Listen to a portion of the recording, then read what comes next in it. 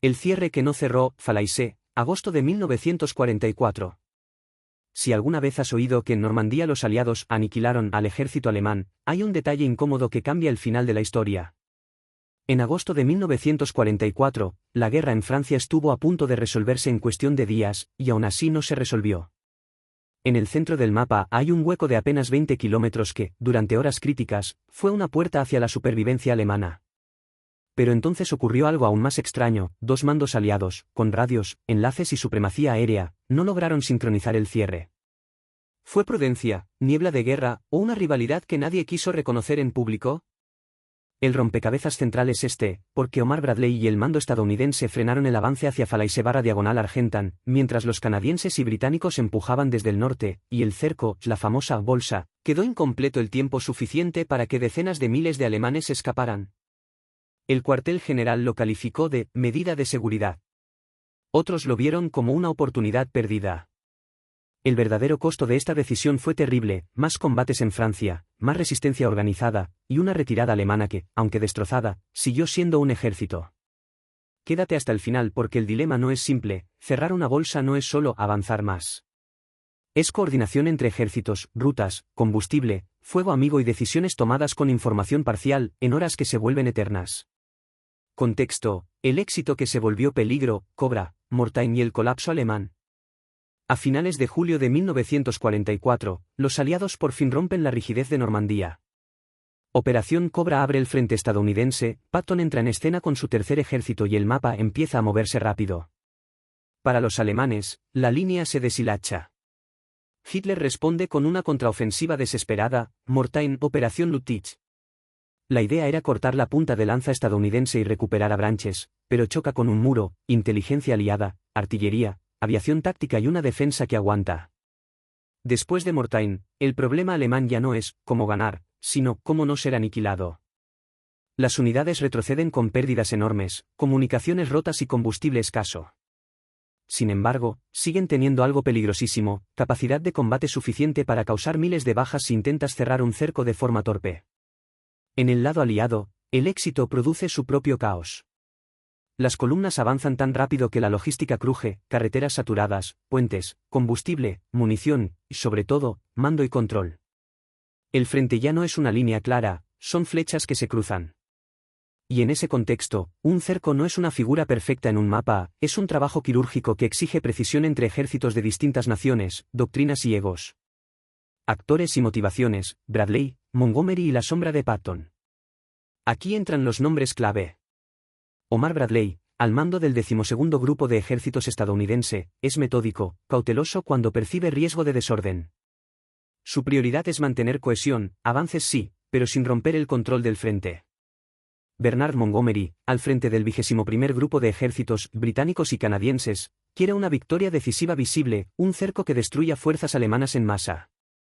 Su estilo es más set piece, concentrar y empujar con un plan. Pero en Normandía su reputación ya está bajo presión por el desgaste de junio y julio.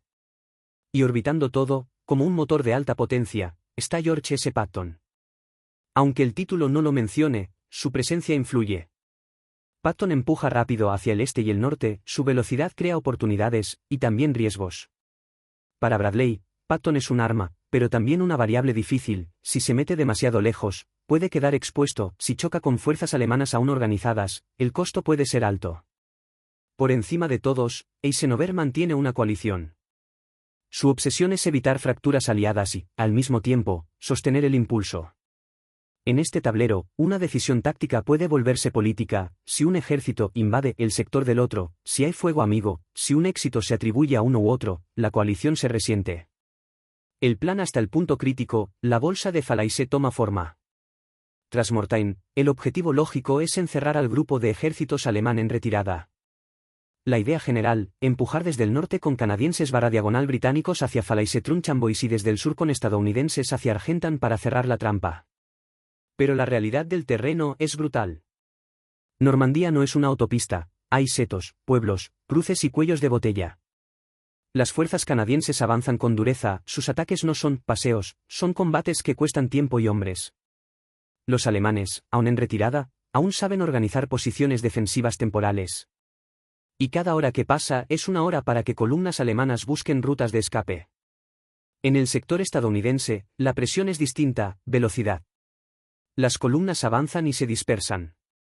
Cuando un ejército corre, su flanco se alarga.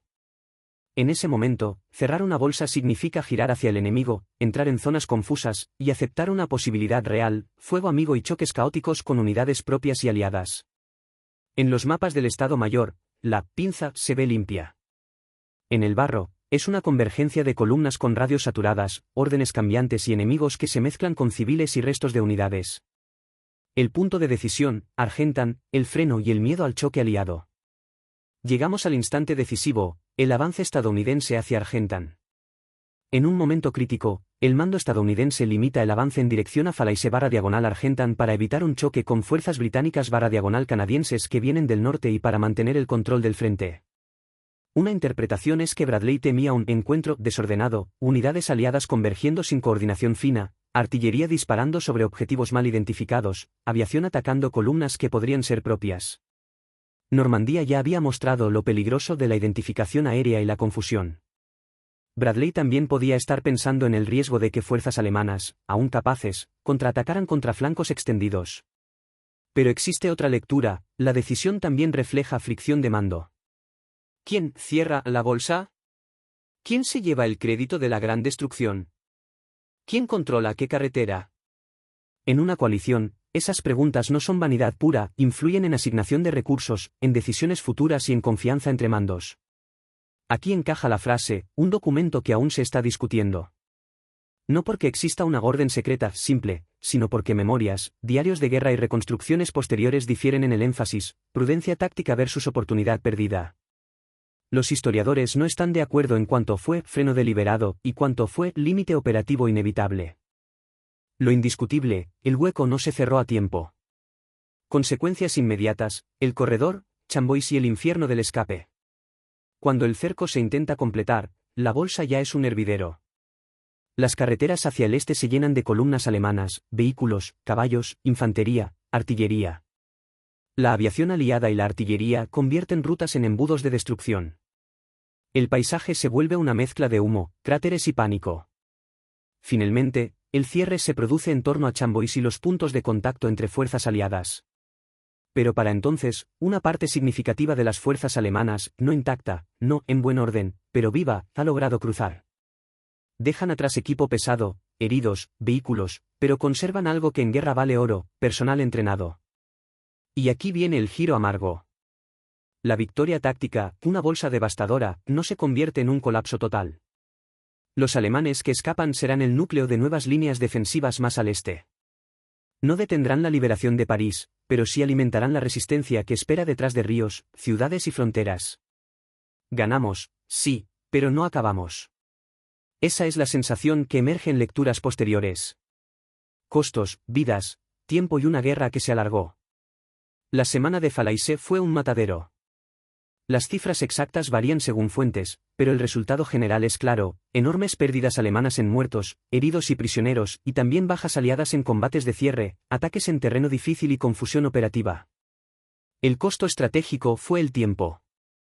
Cada división alemana que sale, aunque sin tanques, aunque sin camiones, puede ser reorganizada. Puede recibir reemplazos, ocupar una línea, retrasar un cruce.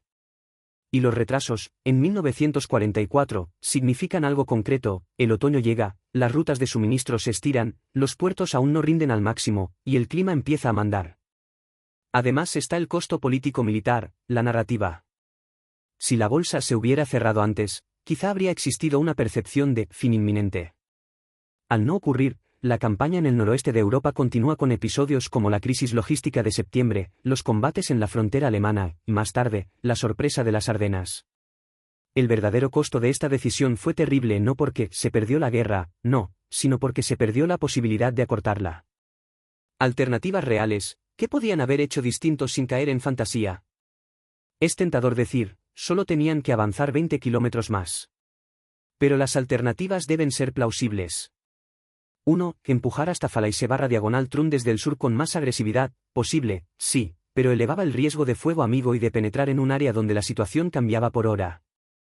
También podía exponer flancos estadounidenses a contraataques locales. 2. Mejor coordinación interaliada y límites sectoriales flexibles. Aquí está la alternativa más sólida.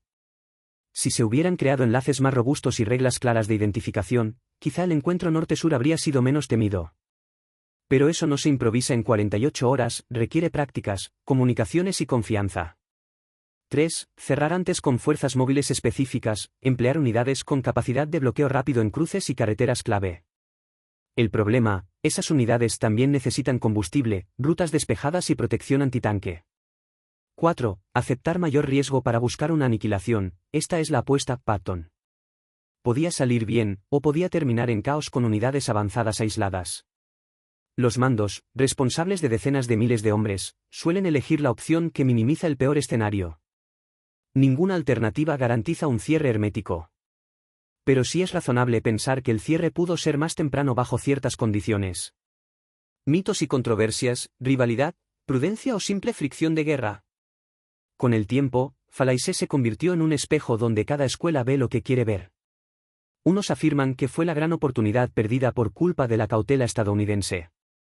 Otros responden que la bolsa fue, de hecho, una de las mayores derrotas alemanas del oeste, y que pedir una aniquilación total es juzgar con el mapa terminado. Según algunas fuentes, el temor al fuego amigo y a la confusión de líneas fue central. Y ese temor no era irracional, la coordinación aire-tierra y entre ejércitos era imperfecta, y el frente era móvil. Otras interpretaciones subrayan el elemento de mando, tensiones previas, estilos distintos, y la eterna discusión sobre quién dirigía el golpe decisivo. Lo importante es evitar el mito simple de traición o sabotaje. No hay evidencia sólida de una intención de dejar escapar a un enemigo por simpatía o conspiración. Lo que sí hay es algo más humano y más común, decisiones bajo incertidumbre, con prioridades distintas y con el peso de la responsabilidad. Y aún así, la pregunta queda, si hubieran cerrado antes, ¿habría cambiado 1944? Es una de esas controversias que sobreviven porque tocan la frontera entre estrategia y ego. Conclusión, el hueco de 20 kilómetros que persiguió a los vencedores. Volvemos al rompecabezas. ¿Por qué Bradley cerró la pinza tarde en Falaise? Porque, en el momento clave, el mando estadounidense evaluó que avanzar más podía generar un desastre propio, choques con aliados, desorden logístico y vulnerabilidad táctica. Y porque, en una coalición, una decisión segura a veces se impone a una decisión decisiva. La ironía es brutal, el éxito aliado era tan grande que parecía imposible que el enemigo escapara. Pero el ejército alemán, incluso quebrado, seguía siendo peligroso. Y la guerra, incluso ganada en el sentido amplio, todavía podía cobrar un precio inmenso por errores pequeños. Si este episodio te deja una sensación incómoda, es la correcta. La historia militar rara vez se decide por genialidad pura, se decide por coordinación, logística y decisiones imperfectas. Y en Falaise, durante horas críticas, la coordinación no estuvo a la altura del momento.